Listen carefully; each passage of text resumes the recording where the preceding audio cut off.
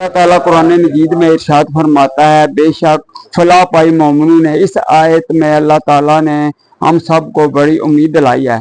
मोमिन का लफ्जी मतलब है मान लेने वाला, जिसने दीन को मान लिया और अल्लाह के हर हुक्म की ताबेदारी की। मोमिन की पहचान क्या है? जिसके हाथ और जुबान से किसी दूसरी मखलूक के साथ ज्यादती ना हो, ऐसा अमन पसंद और सलामती वाला हो कि ना तो उसका हाथ किसी को मारने के लिए उठे और ना ही गालम गलोच करे और ना फैश गुफ्तारी करे और ना किसी का हक छीने, ना किसी के खिलाफ बात करे, ना किसी के खिलाफ प्रोपेगेंडा करे। दो आदमियों के दरमियान लड़ाई नहीं बल्कि सुलह करवाए। ये है मोमिन की सवात। इसके अलावा किसी के हक और माल की तरफ नहीं देखे। यतीम के माल को नहीं छीनेगा। अपने हक के अलावा किसी जमीन पर कब्जा ना करे, किसी का छीन कर न खाए। मिसाल के तौर पर एक आदमी ने कोई बात सुनी तो वो दूसरे को गाली दे रहा था, तो उसको खलिश हो रही है कि कब मैं उस आदमी के पास जाऊं और उसको जो गाली दे रहा है उसे जाकर बताऊं, उसे जाकर चुगली लगाऊं। इस तरह दोनों में लड़ाई होगी। इसके फेल से इन दोनों आदमियों का नुकसान पहुंचा। अगर वो चुगली ना करता तो उनको नुकसान ना पहुंचता।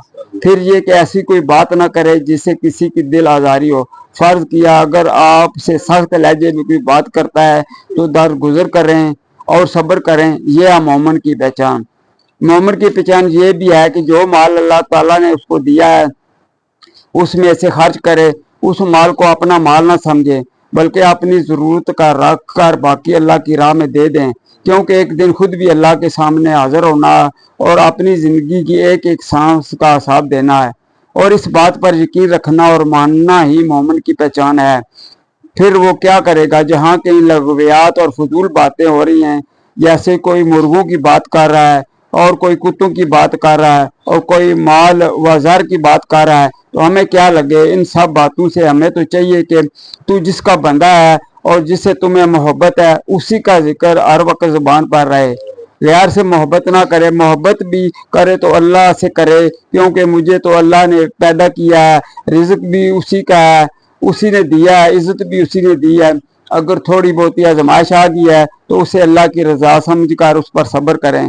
जब किसी का हक सामने आ जाए उस वक्त खुदा को हाजिर नाजिर जानकर वो देख रहा है, किसी का हक लेने से बाज रहें।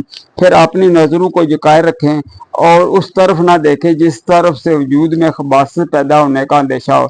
इसीलिए हुक्म आया कि जो अपनी शर्मगाहों की हिफाजत करते हैं, हमारे लिबास हमारी शर्मगाहों को छुपाते हैं, हिफाजत नहीं करते। हिफाजत नज़र और नीयत से होगी, और इस नीयत और नज़रों से देखेंगे ही नहीं। किसी को अगर नज़र किसी तरफ उठेगी तो पाक नज़रों से देखें। अल्लाह और उसके रसूल के हुक्म और रज़ा के मुताबिक किसी को देखें तो फिर खबासत कैसे आएगी। आपकी नीयत में खबासत है तो आपका देखना आराम, जिसको देखेंगे उसको नुकसान। अगर अपनी नज़र पाक हो तो जिसकी तरफ देखेंगे उसको भी पाक कर देंगे। मोमिन अल्लाह का हुक्म पूरा पूरा मानता है। आधा हुक्म मान लिया और आधा ना माना। मसलन ज़कात देने का वक्त आया तो कि सारी दुनिया ही देती है, हमें क्या जरूरत है माल देने की।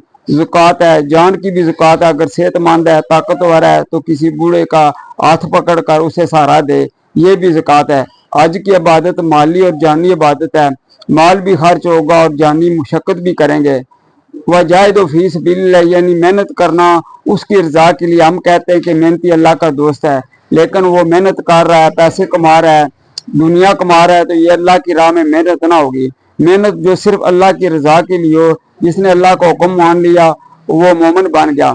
इसलिए मेरे दोस्तों, अगर हम अपने अंदर बुराइयों को भी बाहर ना निकालें और अपने मन को पाक ना करें और दूसरे का खाने और छीनने से गुरेज ना करें, और किसी की थोड़ी गलती भी है तो फैश गुफ्तारी भी करें कि हम मोमिन के ज़िमरे में आते हैं।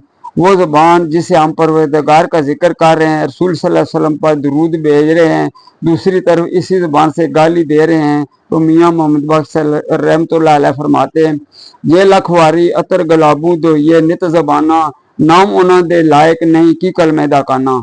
यानी अगर हम अपनी ज़बान को लाख बार भी अतर और गुलाब से धो लें फिर भी इसी काबिल नहीं कि अल्लाह और उसके रसूल का जिक्र कर सकें। लेकिन हम इसी ज़बान से गालियां भी देकर नहीं शर्माते और फिर इसी ज़बान से अल्लाह का जिक्र भी करते हैं। इस मालिक कायनात का जिक्र करो जो अंबिया का खालिक है। جو فرشتوں کا خالق ہے اور زندہ اور بے جان کا وہی خالق ہے، کائنات کا حکم دینے والا، کن فیکون کا مالک ہے، حکم دیتا ہے وہی ہو جاتا ہے۔ تو اسی کا ذکر اپنی زبان سے کرو گے، جس سے فیض گفتاری بھی کر رہے ہیں، تو یہ مومن کی شان نہیں۔ اللہ تبارک تعالیٰ نے مومنوں کو یہ تسلی دی ہے کہ اگر ہم مومن کے زمرے میں آتے ہیں تو ہمیں کوئی جنت میں جانے سے نہیں روکے گا، اور قبر کے حساب سے بھی کوئی پریشانی ہوگی۔ اللہ نے پہلے ہی وعدہ کر دیا کہ یہ میرا بندہ ہے۔ اللہ مجھے اور ہم سب کو عمل کی توفیق عطا فرمایا۔